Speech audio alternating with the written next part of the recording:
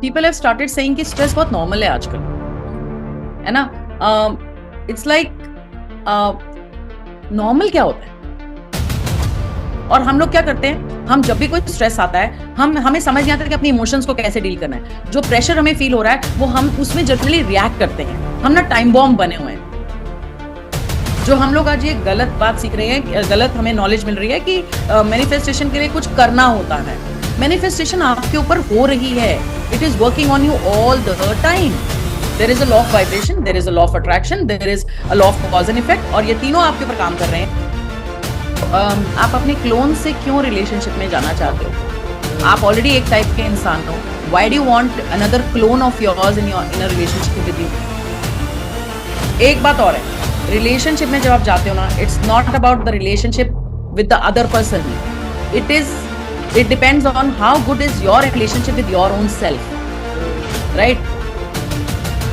कि रिलेशनशिप का कटोरा भरता है गिविंग से, कि मैं इस रिलेशनशिप में क्या दे सकता हूँ। रिलेशनशिप कभी भी 50-50 नहीं होता। I am sorry to say that. Relationship is also always 100% me and 0% them.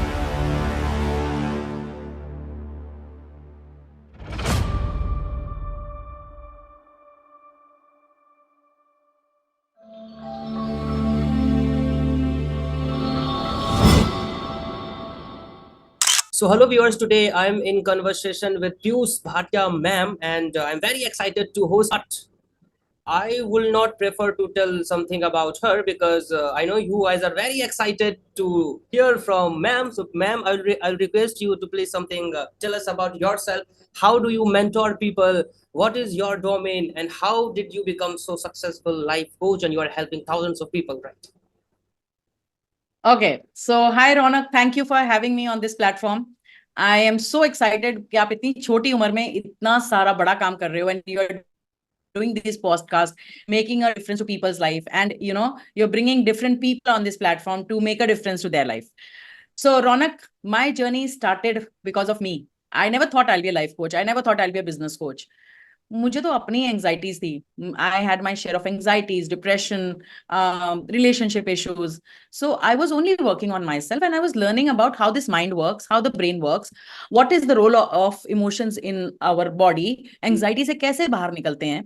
तो ये सब सीखते सीखते I learn so much about the healings, and I learn about how the brain works, and I learn so many modalities. After that, I started using it on myself, and my relationships thrived, my career thrived. I started doing it for other people, and today I have my own school where I'm training people to become life coaches, business coaches, and energy healers. So that's about me, and I have written 2 books. My one book is Life Beyond Fears, and the other book, which is Chakra Code, will be out next month. Wow. And the first one is best-selling book, and a lot of people read it and Yes. make the move, most Yeah. of it. So, ma'am, to begin with, I would like to ask a very predominant thing because stress is very dominant in these days because because of social media and new thing, share market, stock market. So the thing is how to encounter stress, how to deal with stress, and how stress is distinct from an anxiety, and how to identify that I'm going through stress or I'm going through an anxiety. So what are your insights in regard of this? People have started saying कि stress बहुत normal है आजकल, है ना। It's like normal क्या होता है? Stress is normal means what? आप कश्मीर गए हो और वहां पर आपको ठंड लग रही है, तो आपको गर्म कपड़े लाने चाहिए थे ना। तो ये जो दुनिया है इसमें बहुत कुछ हो रहा है, so many things are happening. We have and people are saying stress हो रहा है, स्ट्रेस हो रहा है, because people have so much awareness nowadays. So everything is become stress, everything is become stressful. जरा सी कोई चीज में अगर हम थोड़ा सा हमें प्रॉब्लम होने लगती है तो we call it stress. Stress और एंजाइटी में बहुत ज्यादा डिफरेंस है। अगर आपको नॉर्मल सा नर्वसनेस हो रही है, which is very normal, nervous होना, कोई नई चीज करने जा रहे हो, थोड़ा सा फियर होना, थोड़ा सा डर लगना, इट्स नॉर्मल। बट अगर आपका वो जो स्ट्रेस है या जो प्रेशर है वो बहुत ज्यादा हो रहा है और वो क्रॉनिक हो रहा है, कंटिन्यूअसली होता जा रहा है, और आपको पैनिक अटैक्स हो रहे हैं या आपको एंजाइटी अटैक्स हो रहे हैं और वो आपके काम करने में हिंड्रेंस बन रहे हैं, then it is an anxiety thing which you should be taking care of. So normally जो हमें रोज के रोज थोड़ा बहुत वी आर फीलिंग लो क्योंकि बाहर बहुत सारा काम है या हमने कोई नई चीज शुरू करी है, उसका कुछ नर्वसनेस है, कोई फियर है, that is different from anxiety. Does it making sense to you, Raunak? right. Completely making sense. And as you have mentioned that stress बहुत normal हो गया, लोग कहते हैं कि stress is normal, right? So you have shared very practical thing. But ma'am, how to manage if somebody is going through chronic stage of stress, right, or an anxiety? हम्म.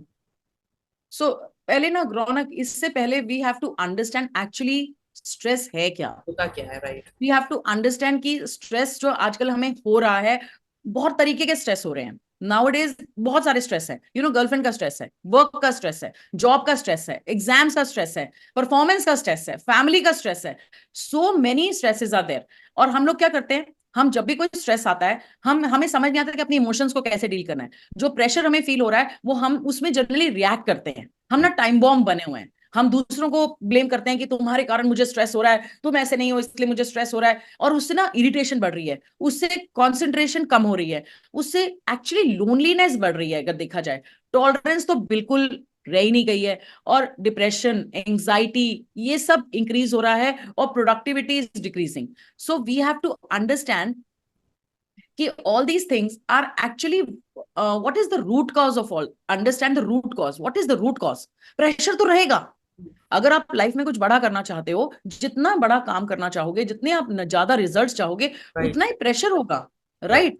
तो सीधी सी ये बात है कि stress is equal to pressure upon resilience, right? Stress तब होगा जब pressure रहेगा. Pressure को हम कुछ नहीं कर सकते, ठीक है? And stress is directly proportional to pressure. But thing is, stress is inversely proportional to resilience. अब इसका क्या मतलब है? रेजिलियंस का मतलब है आपकी इंटरनल ताकत उस चीज से डील करने की. जैसे आपने एक बरगद का पेड़ देखा है, कितना भी तूफान आ जाए वो अपनी जगह से नहीं हिलता, है ना? तो सबसे पहले अपनी इंटरनल स्ट्रेंथ को बढ़ाना पड़ेगा, यू नो. हम अगर देखा जाए, where is the anxiety, where is the stress? Anxiety आपके बॉडी में किस तरह पे होती है? आपके ब्रेन में होती है. आपको थॉट्स आते हैं, आपको घबराहट शुरू होती है उन थॉट्स को सोच के, राइट? इस ब्रेन में ना बहुत सारी चीजें, हमारे ब्रेन में 60,000 थॉट्स आते हैं एक दिन में, बट उनमें से बिल्कुल थोड़े से 2,000 थॉट्स जो होते हैं वो हमारे तक पहुंचते हैं. क्यों? क्योंकि बाकी सब थॉट्स या तो डिलीट हो जाते हैं या डिस्टॉर्ट होते हैं या जनरलाइज हो जाते हैं. कहने का मकसद ये है कि प्रॉब्लम इतनी बड़ी नहीं होती है जितनी वो दिखती है, क्योंकि हमारा जो दिमाग है वो एक मीनिंग मेकिंग मशीन है. वो हर चीज का एक मीनिंग बनाता है. 10% ही व्हाट्स होता है, 90% तो सारी स्टोरी होती है जो उसके अगेंस्ट अराउंड हम क्रिएट करते हैं. यानी कि जैसे समझ लो कि अगर किसी ने आपको पार्टी में देखा और आपने हेलो करा और उसने हाई नहीं करा, तो आपका दिमाग उसी टाइम स्टोरी बनाना शुरू कर देगा. ओ, दे डोंट लाइक मी, मुझे, मेरी इज्जत नहीं होती है, मेरी रिस्पेक्ट नहीं है, या कुछ कुछ ऐसा दिमाग बनाना शुरू कर देगा. जबकि हो सकता है कि उस दिन वो इंसान शायद चश्मा ही नहीं पहन के आया बट आपका दिमाग इतनी सारी स्टोरीज बनाएगा. सो सबसे पहले जो आप पूछ रहे हो ना रौनक मुझसे कि हमें क्या करना चाहिए, हमें इस ब्रेन को ट्रेन करना चाहिए. ये जो ब्रेन है ना, वो हमें सबसे ज्यादा परेशान करता है, क्योंकि वो आधी से ज्यादा चीजों को डिलीट करता है, डिस्टॉर्ट करता है या जनरलाइज करता है, और वो हर चीज का एक मीनिंग बनाता है. ये ना, आपका जो ब्रेन है वो या तो आपको एंडलेस होप दे सकता है या होपलेस एंड दे सकता है. तो ये तो आपके ऊपर है कि आप क्या करते हो, आप किस जगह पर फोकस करना चाहते हो, है ना? रौनक, सीधी सी बात है, जब छोटे थे आपने एक एक्सपेरिमेंट किया हो जिसमें आपने पेपर के ऊपर लेंस रखा होगा और उससे वो पेपर जल गया होगा. याद है वो एक्सपेरिमेंट? सनलाइट डाली थी, फोकस वाला एक्सपेरिमेंट था वो, ठीक है ना? सो क्यों? क्योंकि इतने फोकस से वो सनलाइट आई थी कि वो पेपर जल गया, right? So I want you to focus on what you want. Stress कब होता है, एंजाइटी कब होती है? क्योंकि जब जो हमें चाहिए होता है, हम उस पे फोकस ना करके उन चीजों पे फोकस कर रहे होते हैं कि अगर ये ना हुआ तो, अगर इसकी जगह कुछ और हो गया तो, और हमारे अंदर एक डर पैदा हो जाता है ना? ब्रूसली ने एक बार एक कोट कहा था, मुझे बड़ा याद आ रहा है इस समय. ही सेड कि एक successful person is the average man with laser like focus. तो आप अपने फोकस पे ध्यान रखें, आप किस चीज पे फोकस कर रहे हैं. अगर आप उन चीजों पे फोकस कर रहे हैं जिन्हें आप कंट्रोल नहीं कर सकते, या आप उन चीजों पे फोकस कर रहे हैं जो जो कि अगर ना हुआ, फियर पे या इधर उधर की बातों पर, तो आपको एंजाइटी होगी. अगर आपका लेजर फोकस होगा ना, तो तब आपको एंजाइटी या फियर कम होगा. Stop trying to control what you can not. है ना. और एक सिंपल सा टिप देती हूँ तुम्हें. इस समय जो भी कर रहे हो, अगले 24 घंटे तक अपना फोकस सिर्फ वहीं रखो. Do what you can to get closer to where you want to be. Right. And focus on the solution, not on the problem. Problems तो हैं, वो दिख रही हैं. अब ये आपके ऊपर है. ये जो प्रॉब्लम है, आपको उसके सोल्यूशन पे फोकस करना है, या प्रॉब्लम को पकड़ के रोना है कि ओ ये प्रॉब्लम क्यों आई, इसके पीछे कौन है, you are to be blamed और ऑल दैट. ये चीजें जब सोल्यूशन फोकस्ड हो जाएंगे तो स्ट्रेस या एंजाइटी कम होगी. You have shared got it. Practical thing ma'am कि हम लोग ज्यादातर उन चीजों पे फोकस करते हैं जो जो अनवॉलेंट्री होते हैं, मतलब जो कंट्रोल में ही नहीं है. राइट. सो दिस हाँ. Very I mean practical thing you have shared. And इसका यही होगा कि हमें इंटरनली स्ट्रांग बनना होगा, हमें अपने कॉन्फिडेंस को थोड़ा बूस्ट करना होगा. So my next thing is how to boost confidence. Like कैसे? How to boost confidence. Hmm. Okay. So how do you boost your confidence. Confidence को लेके नहीं पैदा होता. हम्म. जनरली जो आप अगर 2 साल के बच्चे को दोगे तो उसका कॉन्फिडेंस का लेवल ऊपर ही होता है ना. उसे कोई डर नहीं होता. उसका सेल्फ कॉन्फिडेंस भी हाई होता है. उसको वो सेल्फ एक्सप्रेस्ड होता है. वो जो भी कहना चाहे वो अपनी बात कह सकता है. तो राइट. जब हम पैदा हुए थे हम पूरे कॉन्फिडेंट थे. राइट. बट होते होते क्या हुआ, लोगों ने हमें बताना शुरू करा कि हम क्या नहीं कर सकते. राइट. और क्योंकि हमें प्यार चाहिए था, and we were these were our care givers who were pointing fingers on us and saying कि यू कांट डू दिस. तुम ये नहीं कर सकते, तुम उड़ नहीं सकते, तुम ये स्टूपिड हो, तुमसे नहीं होगा, या जो भी हमसे कहा गया. तो हमने उनकी बातों को अपनाना शुरू कर दिया, और हमने अपनी एक इनर इमेज बना ली based on what they said. Right. जो भी हमें कहा गया हमने उसको सच मान लिया. हमने उसको अपनी इमेज बना ली, हमने उसे अपना सच बना लिया. Right. So now I can give you lot of tips on how to increase your confidence. ऐसे खड़े हुए वैसे करें, प्रैक्टिस करो. बट मेरे रौनक, मैं आपसे एक बात कहना चाहूंगी, और वो ये है कि जो कॉन्फिडेंस है ना, वो अंदर से आता है. और वो तब आता है कि जब आप जानते हो कि आप कौन हो. When you really know who you are and how capable you are and how unique you are. Right. All of us are unique. हम सब यूनिक हैं. हम सब एक एक अगर एक पजल देखो तो उसमें हर एक पीस अलग अलग साइज का होता है, अलग अलग डिजाइन का होता है. तो आप ये वाला पीस ये कह दे कि नहीं मुझे तो ऐसा नहीं बनना था, मुझे तो राउंड होना था, तो वो पजल कंप्लीट नहीं होगी. तो ईश्वर ने आपको जैसा बना के भेजा परफेक्ट भेजा है. जिस दिन आप ये बात अपने दिमाग में समझ जाएंगे कि मैं यूनिक हूं, मेरी अपनी क्वालिटीज हैं, और मैं इस दुनिया में कुछ अलग करने आया हूं, जो यू you नो know, जो मैं कर सकता हूँ वो मेरे साथ वाला नहीं कर सकता. तो मैं अपनी क्वालिटीज पर खेलूंगा, और जो मुझे आता है मैं जानता हूँ. और जब आप सेल्फ लव में जाएंगे, जब आप खुद से प्यार करना सीख जाएंगे, तो ये कॉन्फिडेंस की टिप्स की ऐसे खड़े होना है, वो करना है, वो सब की जरूरत नहीं पड़ेगी. Is it making sense? Completely making sense because theoretically देखा जाए तो बहुत सारे पॉइंट्स हैं, अप्रोचेस हैं, बट प्रैक्टिकली वही होता है कि सेल्फ लव, अपने पे काम करना, प्रॉब्लम्स को फेस करना, प्रॉब्लम्स में अपॉर्चुनिटी खोजना. So that's how we can build stronger confidence.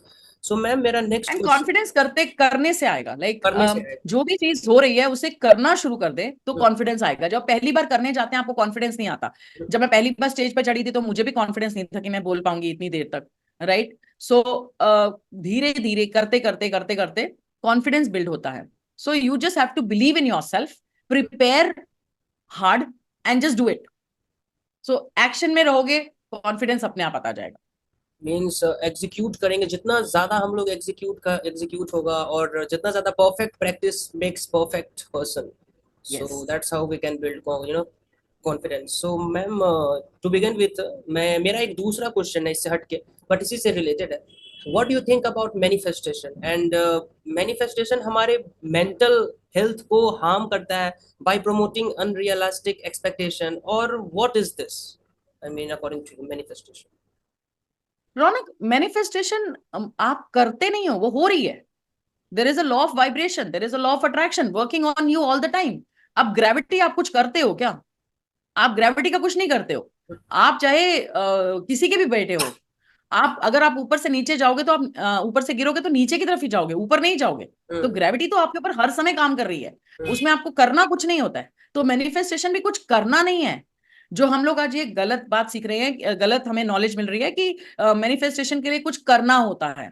Manifestation आपके ऊपर हो रही है, it is working on you all the time. There is a law of vibration, there is a law of attraction, there is a law of cause and effect, और ये तीनों आपके ऊपर काम कर रहे हैं, और इसके अलावा बहुत सारे लोग हैं। तो ये जो प्रॉब्लम आ रही है ना, कि मैनिफेस्टेशन से लोगों का मेंटल हेल्थ ऑब्सेशन बनता जा रहा है, मेंटल हेल्थ पे इफेक्ट हो रहा है।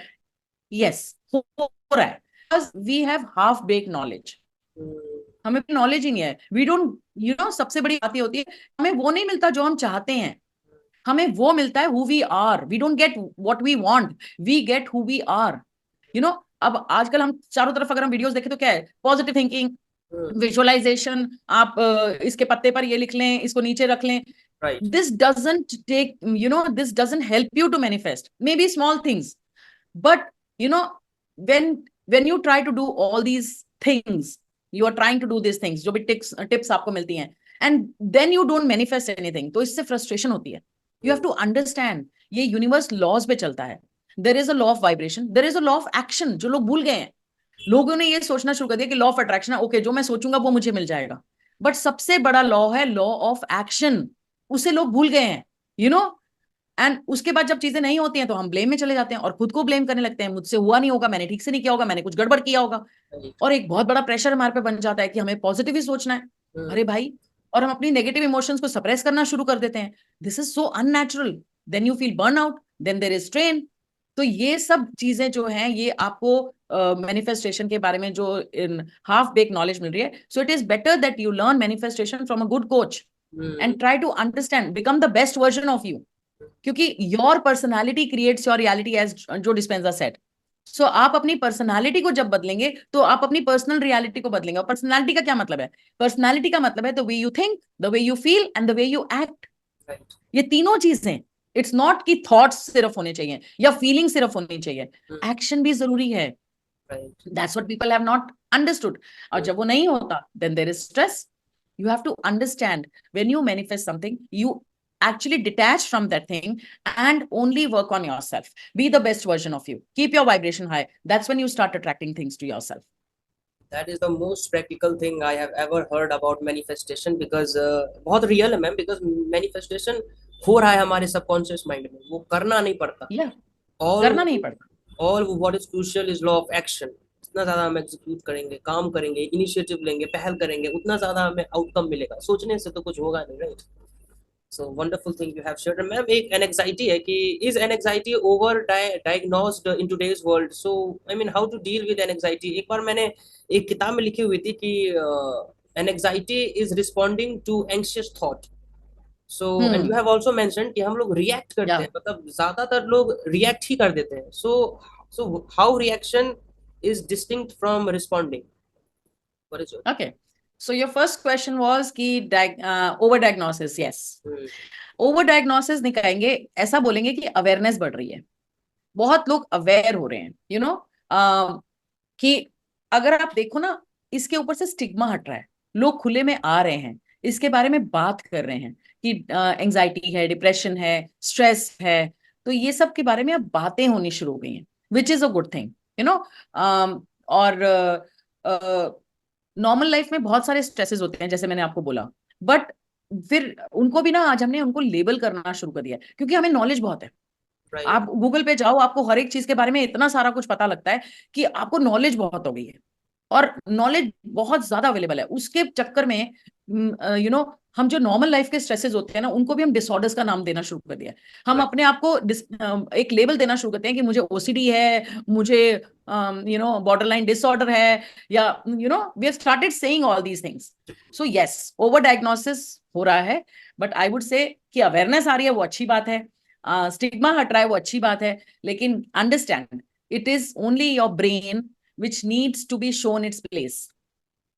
Most of the time it is your brain which is making things big. So work on your brain, work on your thoughts. As you said, anxious thoughts create anxiety. Right. They do.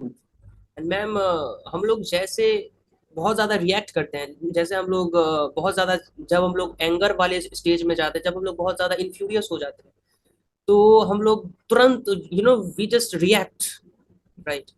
So and how to respond, मतलब responding means taking time and contemplating upon the matter, and afterwards we should respond, or I mean, what is reaction and what is responding according to you? Okay so जब भी आपके साथ कोई भी reaction, कोई भी emotion आता है, सो लेट्स से रौनक आपको एंगर आता है, ठीक है। सो जब एंगर आता है तो हम दो चीजें करते हैं, या तो हम इम्प्लोड करते हैं या हम एक्सप्लोड करते हैं। एक्सप्लोड करते हैं तो हम क्या करते हैं, हम लोगों के ऊपर चिल्लाते हैं, एटम बम बन जाते हैं, अपने रिलेशनशिप्स खराब कर लेते हैं।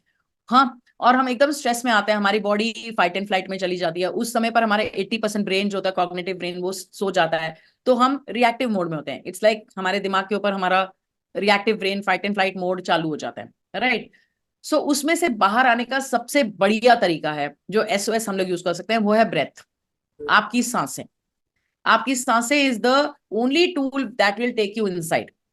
फॉर एग्जाम्पल, अगर आप ट्रैफिक में स्टक है और उसी समय आपको एंग्जाइटी होनी शुरू हो जाती है, यू नो, एंग्जाइटी कहाँ होती है? एंग्जाइटी होती है पास्ट की कोई बात सोच के, Right. कि पास्ट में ये सब हुआ, मेरे साथ दोबारा ना हो जाए, या फ्यूचर का सोच के। तो समझ लो कि आपको कहीं पहुंचना है और आप ट्रैफिक में स्टक हैं, तो आपने अभी सोचना शुरू किया कि ओ माय गॉड, मेरे को तो मीटिंग में पहुंचना है, मैं लेट हो जाऊंगा, टाटा टाटा टाटा टाइम, राइट। अब आपको क्या करना है उस समय पर? ठीक है, डीप ब्रेथ। ठीक है, डीप ब्रेथ। जो चीज आप कंट्रोल नहीं कर सकते उसे जाने दें। Don't try to control things that you cannot. ठीक है ना?